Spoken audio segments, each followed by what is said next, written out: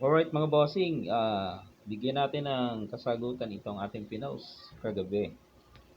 Unang sulong ng itim. Ano ang sulong dito ng itim para makatabla? Yan. Okay.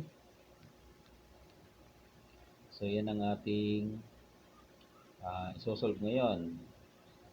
Okay, kung gusto mo malaman, hindi sundan mo, umpisa natin, no.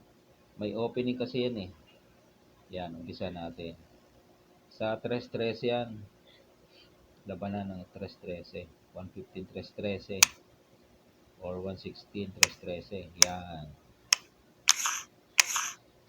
Dito ang itim. Yan. Tag 9-5. Yan. Pagsulong doon, pumasok. Yun. Kaya dyan napunta. Then pagpasok dyan, pinakain to. Okay? So, dito kumain ng pula sa libre. Dito naman ang itim. So, ang pula, dito siya. Di kumain lang. Then, pinakain ulit. Yan. Dito ang itim. O, dito ang pula. Pagsulong dito ng itim, dito ang pula. Siniguro ng itim. Sinalo. Diyan na yon mga boss.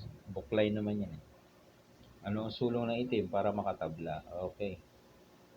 Kung dito ka susulong, delikado ka boss. Baka malugi ka dyan. Malulugi ka ng isa dyan. Ang panablahan dyan ay ito. Yan.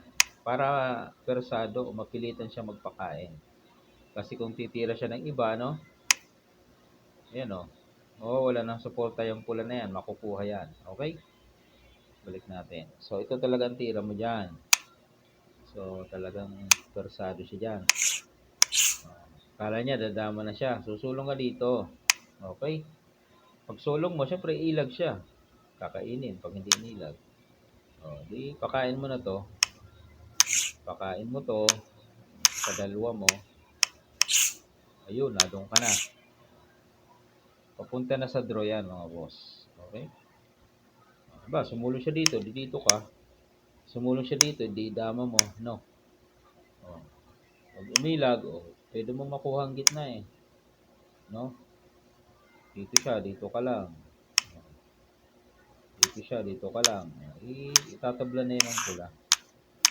Yun yung patablahan dyan sa pinakita natin o pinost natin kagabi. Alright mga boss, yan ay nasa libro naman ng 313 or ng 115 versus 313.